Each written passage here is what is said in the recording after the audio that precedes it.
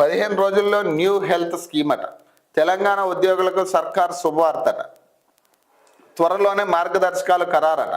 CM deputy CM చేతుల మీదుగా ప్రారంభమట.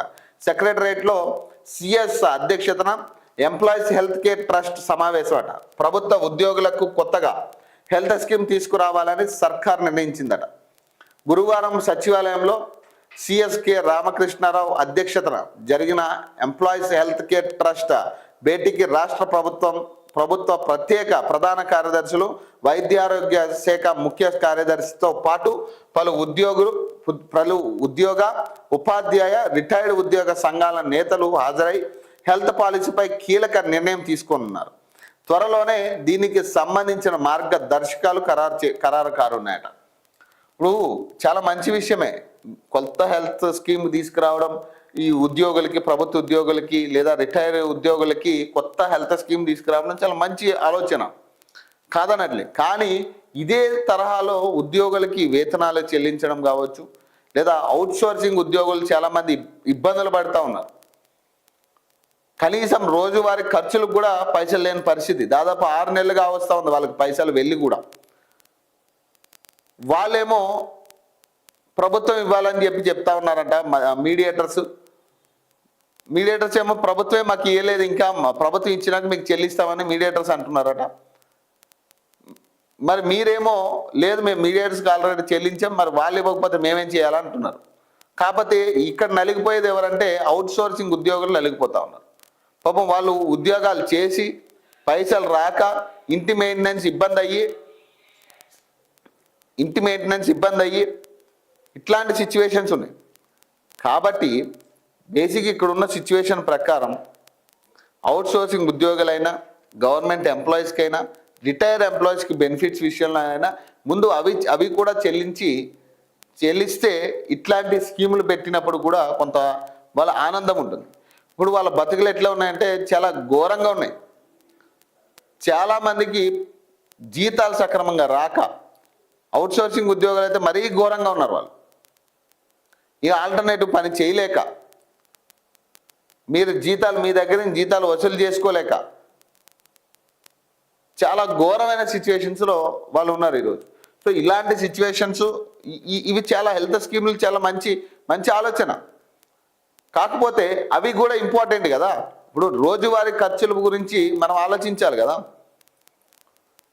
తిండి విషయంలో ఖచ్చితంగా వాళ్ళకు తిండి అవసరం, నిత్యావసర వస్తువులు కొనుక్కోవాలా, హెల్త్ రిలేటెడ్ ఏదైనా చిన్న సమస్యలు ఉన్నా, లేకపోతే ఇంకొకట వాడు ఉద్యోగం చేసుకునే పరిస్థితి లేని సిచ్యువేషన్స్ ఉన్నాయి ఈరోజు. సో అలాంటి వాళ్ళకి జీతాలు ముందు చెల్లించాలి కదా. జీతాలు చెల్లించకుండా మనం ఎన్ని పైన అదనంగా మనం బోనస్లు క్రియేట్ చేసినా కూడా అసలు జీతం అనేది మ్యాండేటరీ. ఇక్కడ జీతమే ఇవ్వకుండా నేను హెల్త్ స్కీమ్ పెడతా లేకపోతే ఇంకోటి పెడతా అంటే కాదు కదా.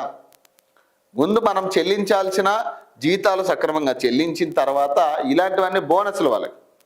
సో కాబట్టి జీతాలు ఇవ్వలేని స్థితిలో ఉన్నానని రేవంత్ రెడ్డి అంటున్నాడు ఆయన. మరి ఉద్యోగుల ఆందోళన స్టార్ట్ అయింది. ఇప్పుడు జీతాలు చెల్లించలేని అంటున్నాడు. ఇప్పుడు రేపు వచ్చే నెల జీతం పడుతుందా లేదా, జీతం ఈయన ఇస్తాడా లేదా అనే డౌట్తోనే ఇన్నాళ్ళు బతుకుతా ఉన్నారు వీళ్ళు. పాపం ఏ రోజు ఆపేస్తారో, ఎప్పుడు పడుతుందో, 2 నెలలకు ఒకసారా 3 నెలలకు ఒకసారా ఇష్టాచారం జీతాలు పడుతున్నాయి.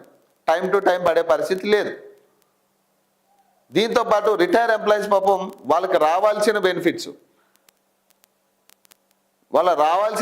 గురించి కొట్లాడుతూ ఉన్నారు. పాపం చాలామంది అనారోగ్యంతో చనిపోతూ ఉన్నారు. కనీసం వైద్యానికి కూడా పైసలు లేని సిచ్యువేషన్స్లో వాళ్ళు ఉన్నారు, అన్ఎంప్లాయ్మెంట్స్. మరి ఇలాంటి వాళ్ళని కదా మనం ఆదుకోవాల్సింది ఫస్ట్. అసలు వీళ్ళు బెనిఫిట్ పైసలు ఏమైనాయి, ఎట్టిపోయినాయి పైసలు? ఇప్పుడు వీళ్ళు దాచుకున్న డబ్బులే కదా, గవర్నమెంట్ పైసలు అయితే కాదు అవి. గవర్నమెంట్ మీ ఖాతాలోంచి ఇవ్వాల్సిన పైసలే కాదు అవి రిటైర్ ఎంప్లాయీస్కి అయితే. మరి అలాంటి రిటైర్ ఎంప్లాయీస్ దాచుకున్న పైసలే ఎందుకు ఇవ్వట్లేదు అంటే బేసిక్గా ఇక్కడ ఏం జరుగుతూ ఉందో ఆ పైసలు ఎటు మళ్ళీ. ఇప్పుడు వాళ్ళు దాచుకున్న పైసలు 10,000 కోట్లు ఎంతో ఉన్నాయి. ఆ 10,000 కోట్లు ఎటు ట్రాన్స్ఫర్ అయినాయి? దాన్ని ఏమైనా మిస్యూజ్ చేసారా గవర్నమెంట్లో? మరి ఆ లెక్కలైనా చెప్పాలి కదా. మిస్యూజ్ అయినాయి, ఫలానా తారీఖులు ఇస్తాం, లేదా ఈ సంవత్సరం ఈ తారీఖుని ఇస్తాం, లేదా ఈ సంవత్సరంలో క్లియర్ చేస్తామన్నా వాళ్ళకి క్లారిటీ లేదు. కనీసం వాళ్ళతో మాట్లాడే నాదుడే లేడు. పాపం వాళ్ళేమో రోడ్లెక్కి ఈ వయసు మళ్ళిన వాళ్ళు కూడా రోడ్లెక్కి గొడవలు పెట్టుకునే పరిస్థితి వచ్చింది ఈరోజు. ధర్నాలు చేయాలి, రాస్తారోకోలు చేయాలి, లేదా ఏదైనా ముట్టాలు చేస్తే తప్పితే వీళ్ళు మా మాటలు వినే పరిస్థితి లేదనే కాడికి వాళ్ళను కూడా తీసుకొచ్చారు ఈరోజు. ముందు ఈ వ్యవస్థలన్నింటినీ కూడా చక్కదిద్దుకోవాలి. ఈ సమస్యలన్నింటినీ కూడా చక్కదిద్దుకున్న తర్వాత ఏదైనా కొత్త స్కీములు పెట్టినా అందరికీ హ్యాపీ అనిపిస్తుంది. ఇవన్నీ కాకపోయినా మీరు ఒక మంచి స్కీమ్ తీసుకొచ్చి పెట్టినప్పటికీ కూడా ఈ ఇబ్బందులన్నిటి మధ్య అది పెద్దగా కనిపించదు, కూడా అది బెనిఫిట్ కూడా అనిపించదు. కాబట్టి ముందు మీరు ఏదైతే రిటైర్ ఎంప్లాయీస్కి సంబంధించి కావచ్చు, ఉద్యోగులకి సంబంధించి కావచ్చు, సక్రమంగా జీతాలు ఇస్తున్నాయా లేదా వ్యవస్థలు అనేది చూడాల్సిందే. సో సక్రమంగా వ్యవస్థలు కొన్ని మీడియేటర్స్ ఇస్తూ ఉన్నారట అవుట్సోర్సింగ్ ఉద్యోగులకి, 1-2 అంతే, అంతకు మించి మిగతా వాళ్ళందరూ కూడా ఎగ్గొట్టారు మొత్తం 6 నెలల జీతాలు. మరి వీటి గురించి కూడా మీరు ఒకసారి అధ్యయనం చేయాలా, దీని గురించి కూడా సర్వే చేయాలా. అసలు ఏం జరుగుతూ ఉంది, వాళ్ళకి పైసలు వెళ్ళాయా లేవా, అసలు మీడియేటర్కి మీరు చెల్లించిరా లేదా, ఒకవేళ చెల్లిస్తే వాళ్ళు ఎందుకు ఇవ్వలేదు, అసలు ఫస్ట్ వసూలు చేయాలి కదా. అసలు ఉద్యోగి బెనిఫిట్ లేనప్పుడు ఇక మీరు పని చేయించుకున్న తర్వాత బెనిఫిట్ లేవనంటే ఎట్లా? సో ఇట్లాంటి వ్యవస్థలన్నింటినీ కూడా ముందు చక్కదిద్దుకుని ఇట్లాంటి సమస్యల్ని చక్కదిద్దుకుంటే కనీసం మీరు పెట్టే స్కీముల మీద కానీ కొంత ఆనందమైన కలిగించే పరిస్థితి ఉంటుంది.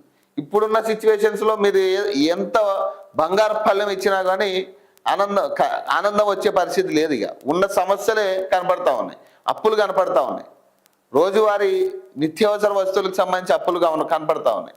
సో ఇట్లాంటి సిచ్యువేషన్స్లో మీరు ఏం చేసినా కానీ అది పెద్ద విషయంగా కనపడదు. హెల్త్ స్కీమ్ పెట్టడం అనేది చాలా మంచి విషయం, కాకపోతే వాటితో పాటు వాళ్ళ నిత్యావసర డైలీ రొటీన్స్ అనేది చాలా ఇంపార్టెంట్ కదా, వాళ్ళ జీతాలు అనేది ఇంపార్టెంట్ కదా.